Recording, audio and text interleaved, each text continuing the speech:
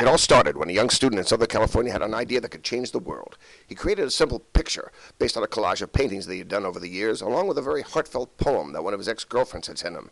This mixture, much to the surprise of the young student, who we will name Bill, was found to have a profound effect on anyone who viewed it. It was found to be so moving, so human, that it made viewers rethink the course of their lives in retrospect to it. Bill promptly named the amalgamation Peace and published it to popular and scholarly publications worldwide, who received it with apt enthusiasm. However, several hours after its submission, a literary watchdog association named JIL, Journalistic Institution of Literary Litigators, raised a lawsuit against young Bill, forestalling the publication of Peace. They claimed that the poem in question was not his ex-girlfriend's at all, and was, in fact, a copyrighted work written by Clarence Williams, an eighth-generation pig farmer in southern Ohio. Clarence had sent this poem in to Reader's Digest in the spring of 2006, but had been rejected for improper use of pronouns and sent back to him with a thank you letter and a year's free trial subscription to Outdoor Life.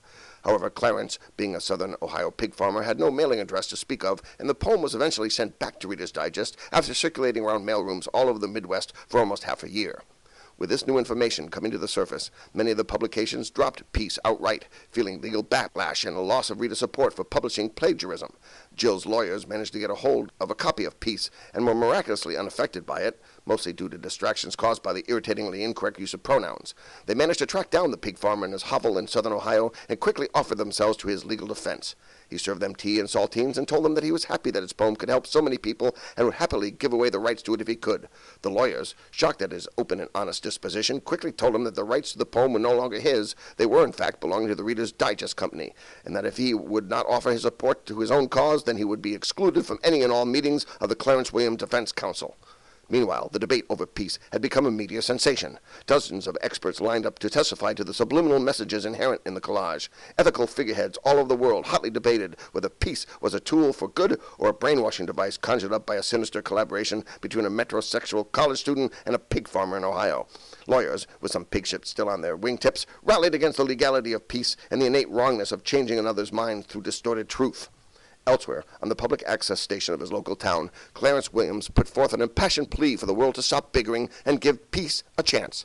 The videotape of his speech was promptly purchased from the public access station by a Christian special interest group by the name of JAC, Jesuit Association for Christ's Kingdom.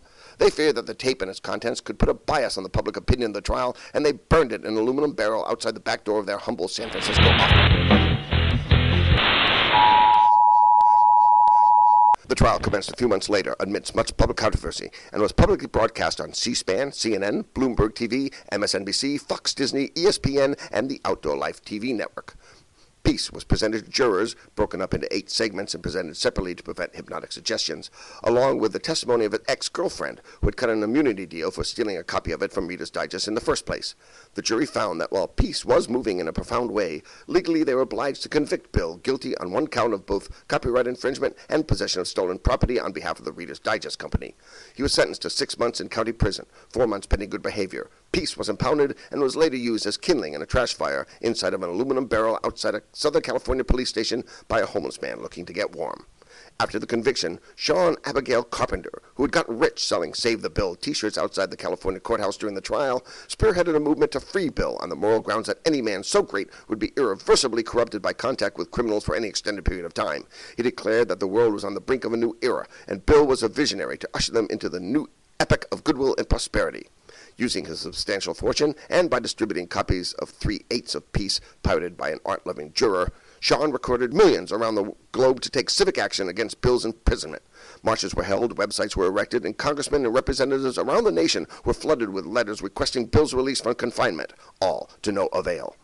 Almost 1 month after the Sean Carpenter began his crusade, he was assassinated by one Patrick Beatrix O'Reilly, leader of an extreme fundamentalist sect who had pledged their lives to freeing Bill by whatever means necessary and elevating him to his rightful place as a leader of men. Minutes after the assassination of Sean Carpenter, Patrick O'Reilly liquidated Mr. Carpenter's remaining fortune and with it purchased a substantial amount of black clothing, small arms, and explosives from a back alley arms dealer simply known as Snake Bite. At the stroke of midnight, hours before any alarm could be raised by the disappearance of the Prophet Bill's Freedom Coalition's figurehead and benefactor, 8 men with no wives, children, or outstanding family ties stormed a small county prison in Southern California. With near military precision born from weeks of monotonous practice, they executed or disabled all the guards en route to cell 37, block 3, protective custody. However, as was befitting a progressive penal institution, a 7-digit password was required to be able to open any cell in Block 3, and any guard who knew this password was now either dead or unconscious and bleeding. Always the improviser, Patrick O'Reilly ordered a strategic quantity of Semtex high explosive to be applied to the hinges of the door to Bill's cell, after careful warning for the prophet to stand back. Though thoroughly dedicated, O'Reilly's men were still at heart civilians, and without formal military demolitions trainings were, at best, playful amateurs in the matter of placing Semtex. As luck would have it, the explosion that blasted the door to cell 37, Block 3, only sent white-hot fragments of it rebounding around inside the cell, leaving the 5-man, the 6th man had volunteered to stay and provide a rear guard at the entrance of the protective custody Block 3, Suicide Squad, to watch helplessly as 9/10 of their prophet's body was blasted and shredded into pieces no larger than a man's thumbnail. All that the bereaved squad was able to save was a coccyx, a few vestigial organs, and Bill's right hand. Today, many months after the night of the O'Reilly factor, the right hand of Bill, along with a complete transcript of his trial, is owned by a private collector and can still be viewed by the public for $10 American a head. Clarence William has since been deemed a squatter and evicted from his land after it was found that the land he thought was his was in fact an Indian reservation, and the government had simply never gotten around to telling the Indians this. He left his land with a backpack cooler full of bacon and a substantial amount of back property taxes owed to the IRS.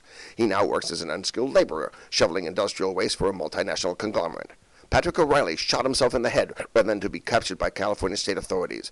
The rest of his squad gave themselves up peacefully and were all tried and given lethal injections. The police confiscated their arsenal of weapons, disposed of the illegal items, and sold the rest at wholesale price to a man simply known as Snake Bite. As for peace, the pirated 3/8 now circulate themselves around the internet in JPEG format and are considered to be a fashionably anti-establishment wallpaper for the computers of hackers and teenagers all around the globe. As of January 1st, 2009, possession of it, in whole or part, is now a Class B federal offense and is punishable by up to 6 months in county.